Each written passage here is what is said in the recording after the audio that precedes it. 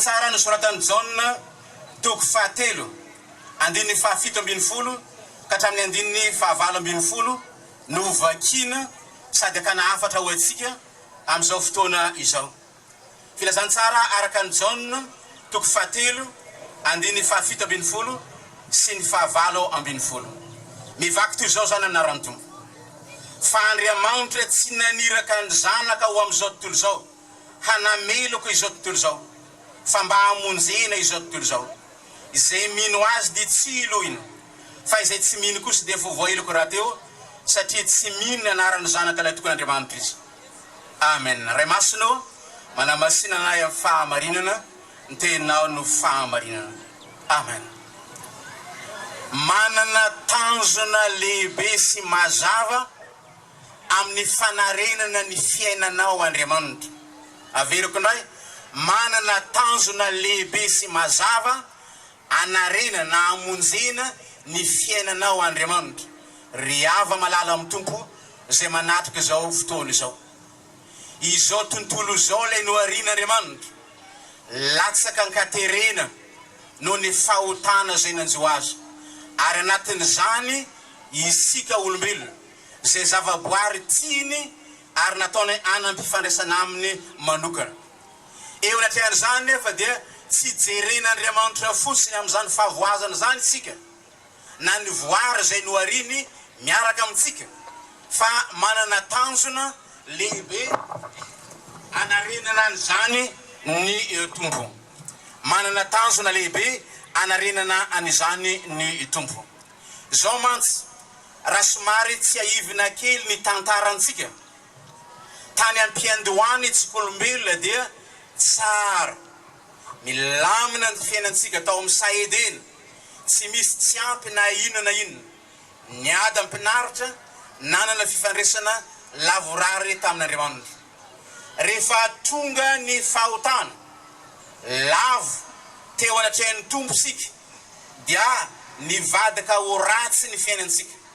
Tafasaraka amin'Andriamanitra teraka zao korontana rehetra zao tapaka le fifandraisan'Andriamanitra, le fifandraisana samy olombelona, ny fifandraisan'ny olombelona amin'ny zavaboary eny latsaka ankaterena tanteraka. Zao nefa tsy navelan'Andriamanitra hijanona amin'izany ny fiainantsika raha somary atao dignandava ny tantara fa naniraka ny hirany Andriamanitra. Misy mpanompon'Andriamanitra miavaka amin'ny soratra masinao nateran'Andriamanitra an'izany. Tao ry Abrahama nantsoin'Andriamanitra manokana, tao ry Mosesy ary ireo mpaminany nirain'Andriamanitra anambara ny afiny mba hafahany olombelona hiverina amin'Andriamanitra. Ary ny faratampony hiraka dia tao amin'ny Jesoa Kristy. Jesoa Kristy ilay nirain'Andriamanitra ho famonjena ho an'izao tontolo izao. Ary ambarany soratra masina fa toy izao ny tiavan'Andriamanitra izao tontolo izao nomeny ny zanan'ilay tokony mba tsy ho very izay rehetra mino azy fa hanana fiainana mandrakizay. Tsy ho very, le dikany hoe very zany dia tsy mahalala ny tantarany intsony, tsy mahalala ny toerana misy azy intsony, ary tsy mahalala ny hoaviny intsony ka vonjen'Andriamanitra. Ary ny tanjon'Andriamanitra amin'izany dia amerina amin'ny laoniny le fiainany raha olombelona anam-pifandraisana lavorary aminy. Koa zagaga ianao ry havana, raha mamaky ny soratra masina ianao tany amin'ny saedena ny andohany fa any amin'ny Jerosalema vaovao ny afarany amin'ny bokin'ny Apokalipsy satria tanjona tsara miabo no man'Andriamanitra ho antsika olombelona. Anatin'izany ianao na iza ianao mandre zao afatra zao. Koa ahoana ary no ataon'Andriamanitra? Ina no ataon'Andriamanitra mba hatanteraka izany tanjona zany? Afatra roa lehibe no ambara aminao ankehitriny.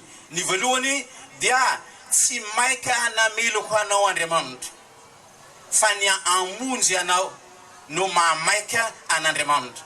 Fa Andriamanitra tsy naniraka ny zanaka ho amin'izao tontolo izao hanameloko izao tontolo izao fa mba amonjeny izao tontolo izao. Vaovao lehibe mahafaly ho anao zany ry havana.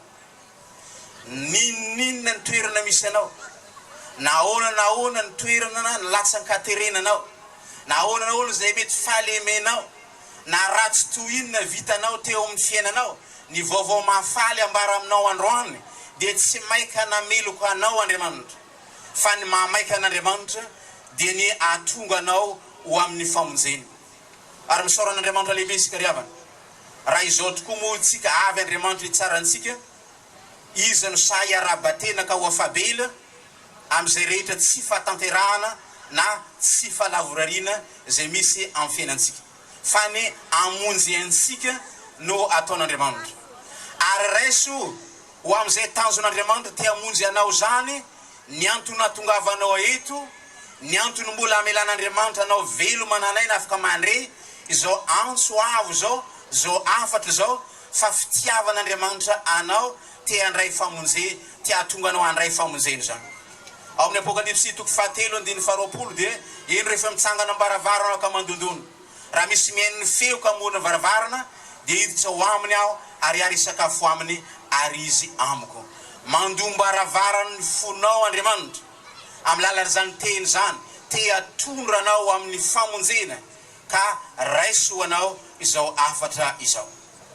Ny faharoa ry havana, satria Andriamanitra tsy maika hitsarantsika, tsy maika hanameloka antsika, fa maika hamonjy antsika.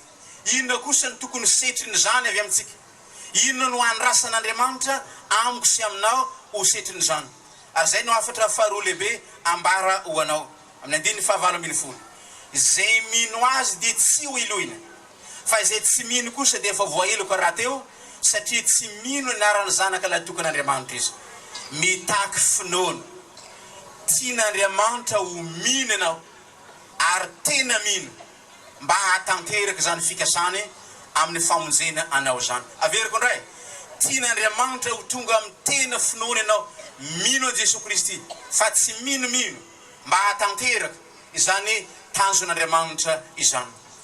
Azavaiko aminao ny antsina hoe mino an Jesoa Kristy, mba anampina anao, andraisanao fanapahan-kevitra amin'izay lalana tokony izoranao manomboka ity androany ity.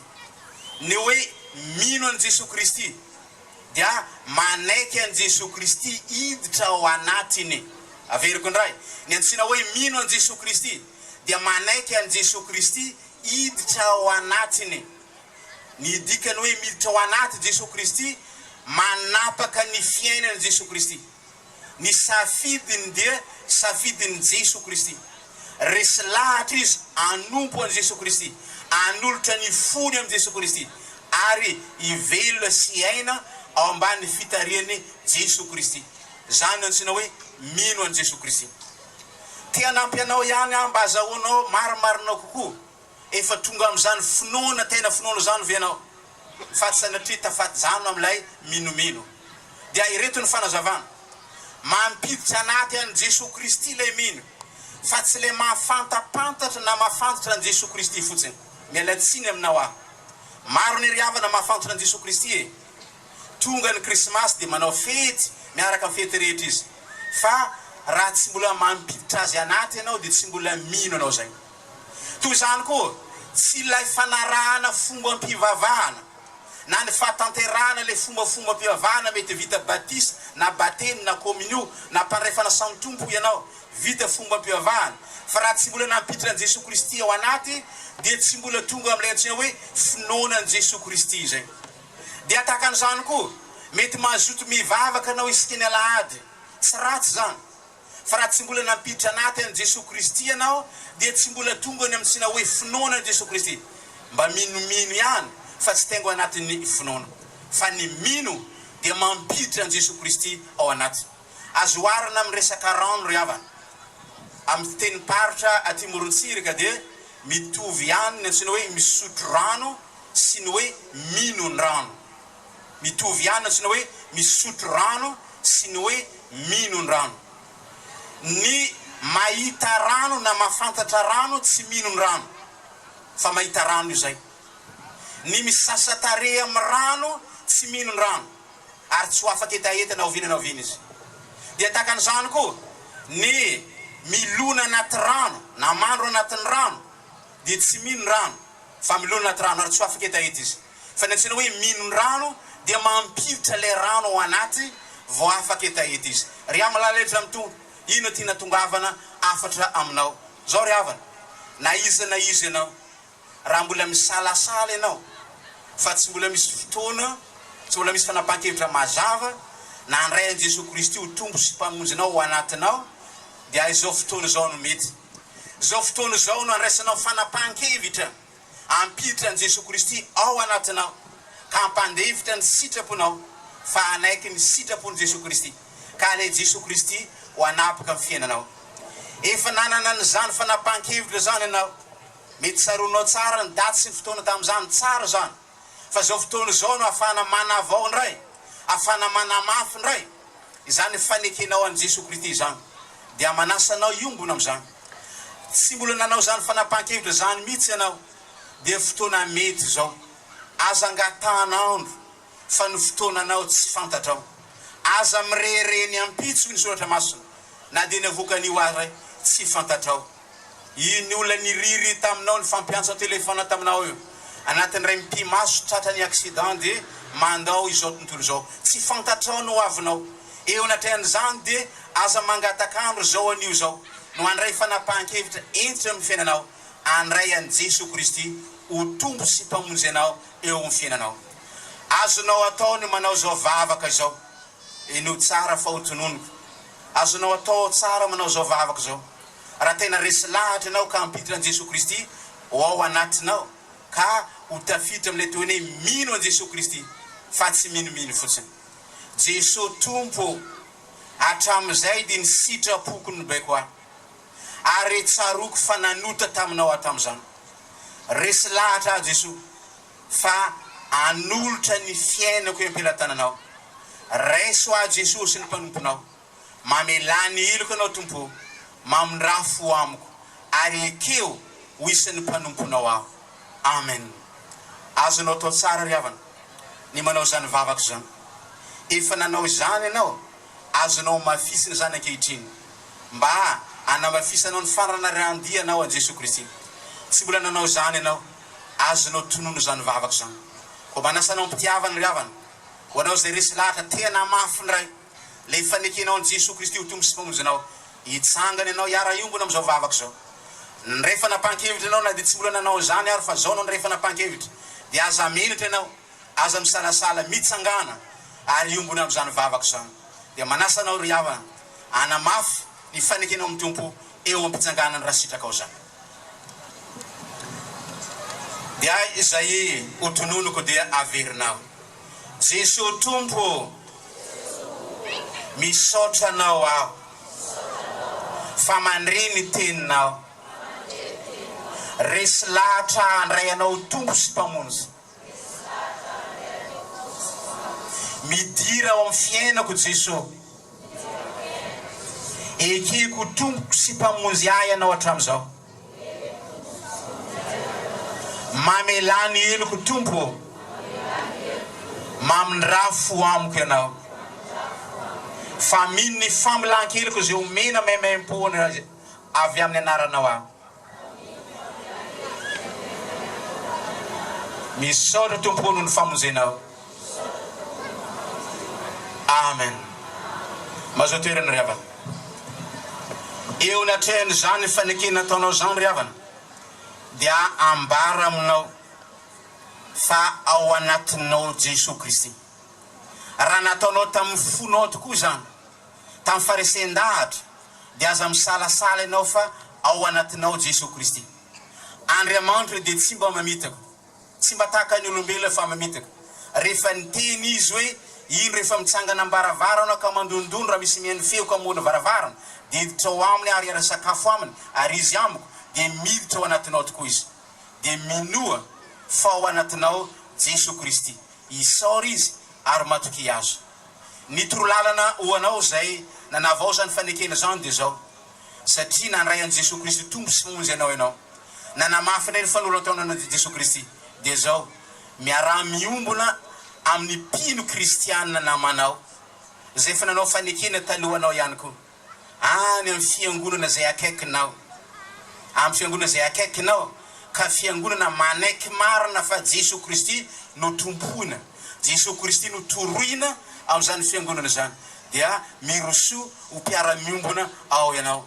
Andraisanao fampianarana, andraisanao toromaraka, ary meteza anaraka ny fitezana sy ny fampianarana ataon'ny fiangonana satria Andriamanitra dia mamolavola ny olona ho vonjeny rahatry zay ny fiangonana ry havana dia tahaka ny école na sekoly anankiray sekoly ny fanahy masina amolo volana ny olona any an-danitra ka zay voavolavola zany fiangonana zany no isitraka le fiainana mandrakizay zay omen'Andriamanitra ny pino zay manaradia azy dia mampahiry anao aminarany tompo ny tompony atosy tanteraka la ifanekenao sy fanekeny anao ho isan'ny mpanompony manaradia azy amin'ity andro ty ho azy ny voninahitra ho antsika mandrakariva ny fahasoavany amen vavakasika mankasitraka tompo noho ny amin'ny fitiavanao tia ny olona rehetra ho vonjeny ianao ka naizanaiza toerana enina dia am'izao toerana malalaka moron-dranomasina zao dia mampita afatra ianao miteny amin'ny vahoakanao ianao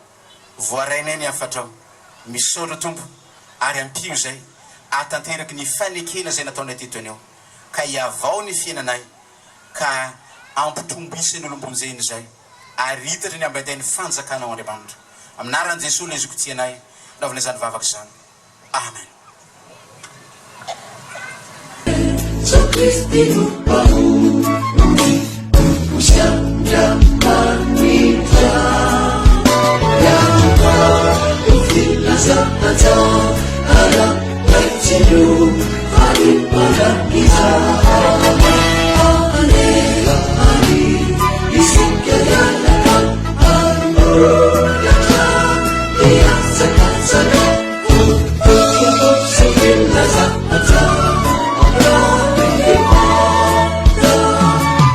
Chica